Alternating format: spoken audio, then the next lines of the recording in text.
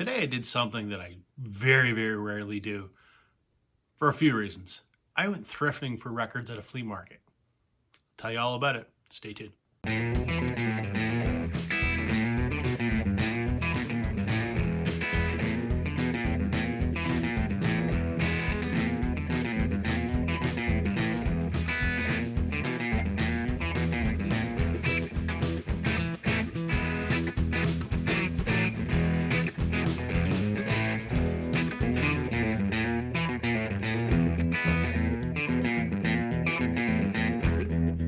Welcome to Northern Revolutions. I'm Rob. Welcome back if you're returning. Welcome if you're new. As I mentioned in the intro, I went thrifting for records today. I generally don't do that. Not because I'm opposed to it per se. I generally buy my records from record stores. And I do buy some stuff online depending on what it is, whether it's eBay or Discogs. Uh, and I guess the flea market, antique market, thrift store thing is something I've been missing out on. But this is why I generally don't buy records from those type of places. Most of the records are garbage. Generally, they're not even in milk crates. They're in cardboard boxes and they're stacked and they're in an absolute disarray. Don't have plastic on them. If you don't have the wherewithal to at least put them in a milk crate and God forbid put a sleeve on them, I don't have the patience to look through them. If I'm going to a flea market, I have my wife with me who also likes records, but I also have a 7-year-old son who gets very bored very quickly. So to sit there and sort through dozens and dozens and dozens of boxes where nothing is organized and it's just a pile, it's not going to happen. I'm going to get the dad, I'm bored. Understand, because at his age, I said the same thing to my dad. So generally I haven't done that, but we were bored today. It's Labor Day, so nothing's open except for the one local antique market. So we went there today. And there's a bunch of record vendors there. And there's a couple guys that have really good stuff. It's all sorted, it's all in sleeves, whatever. And there's others where it's, it's in boxes that at least you can sort through. There are other guys who are just piles of crap. I ignored the piles of crap. But I was actually able to find some gems, and it's kind of got me rethinking that maybe I should pay a little more attention to the flea market. So picked up a few records today, and I'll show you what we got. So the first thing I picked up is something I've been looking for a while.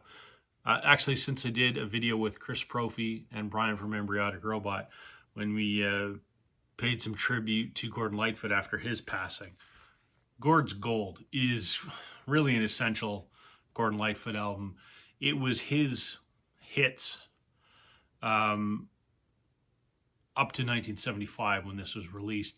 But the nice thing about this is he re-recorded everything for this album. So it's a double album. It's gatefold. There's Gord on the back. The records in here are in really, really great shape. The only drawback is the one side of the gatefold, the glue has come undone.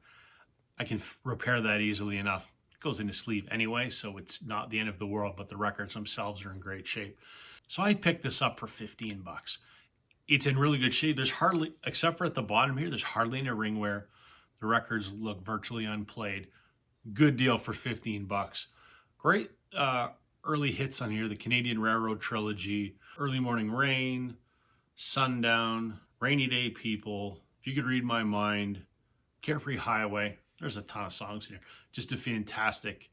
This is an essential Gordon Lightfoot. I have some other Gordon Lightfoot studio albums, but really needed this, and I've been on the lookout for quite a while. So 15 bucks in really good shape, except for the fact that the glue has let go. I was happy with that find. The next one was one that my wife actually picked up, but I'm showing it for the sake of this video. My wife is a freak for 80s music. I mean, we're children of the 80s. This is not something that I would listen to, but Cyndi Lauper's She's So Unusual. This is in impeccable shape. The record doesn't have a mark on it. Looks like it's never been played. There's not even ring wear on the cover. It's in really, really good shape. But here's one of my pet peeves, and I did a video about this like a year ago. Morons that put the sticker right on the goddamn cover. Are you an idiot? You're selling records. Don't put the sticker on the cover. Yes, I know with a little bit of lighter fluid you can get it off. That's not the point. If you're selling records, use your brain. Don't put the sticker on the jacket. Put a sleeve on it, for God's sakes. But anyway, she picked this up for $15 as well. Not my cup of tea, but a 35-year-old record in really, really great shape, and she's happy with it. So that's all that matters. The next pickup today was a live album. I love live albums. That is pretty regarded as a goddamn great live record. Neil Diamond, Hot August Night. Again, moron put the sticker on the jacket. This is a great record. The picture on this always troubled me. I kind of look at that and go, Neil, what are you doing? Nevertheless, pretty regarded as a good live record. This was recorded in the 70s. Great. I mean, some of the hits are on here. Cherry, Sweet Caroline, Red Wine, Shiloh, Girl Will Be a Woman Soon, Song Sound Blue, Cracklin' Rosie, I Am I Said, Holy Holy, a bunch of others. Just, I love Neil Diamond. I've seen Neil Diamond in concert when he was, in his 70s, and he was still phenomenal. Love Neil Diamond. So, pick this up for the paltry sum of $8 for this double LP. Again, the jacket's got a little bit of wear. There is a same thing. The glue has let go on the bottom of this one, but again, very easy fix. The records themselves, with a good cleaning, they're going to be in fantastic shape. So, good find. And lastly, I'm a Beatles completist, and I have, 150 Beatles records. There's a few stragglers that I haven't picked up yet. Not that any of them are of any consequence, but this was one that I always have a look out for.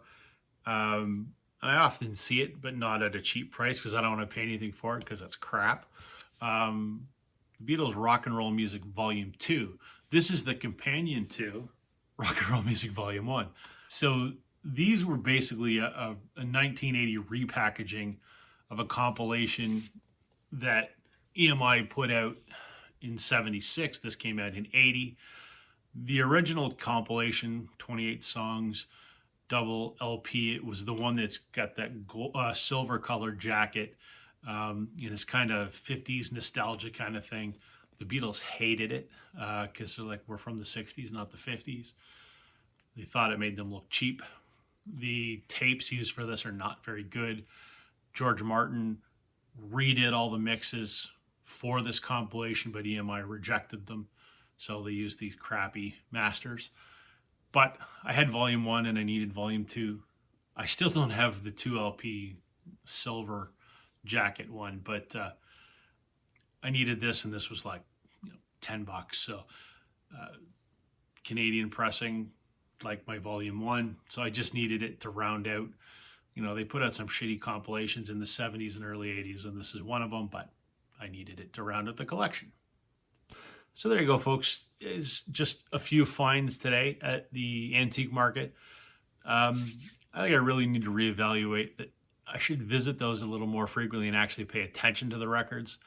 No, I'm not going to sort through the guys that have stacks and stacks of stuff that's, not in sleeves and piled on top of each other and in cardboard boxes that are getting squished. I'm not going to look through those guys, but there are enough vendors there that have them at least accessible that, that they take some care in what they're selling. So maybe we'll find some more gems. It's always a good idea if there's, albums you're looking for that you really don't want to pay full price for. That's a good way to find them. So many of my friends do this very same video. And in fact, Chris at Stylus Mead Final just posted a video today of him thrifting at an antique market as well. I sent him a message and said, funny, I did the same thing today. So nevertheless, thrift stores and antique markets and flea markets are worth maybe taking a look at. So that's everything for me today. Thanks for watching. Catch you on the flip side.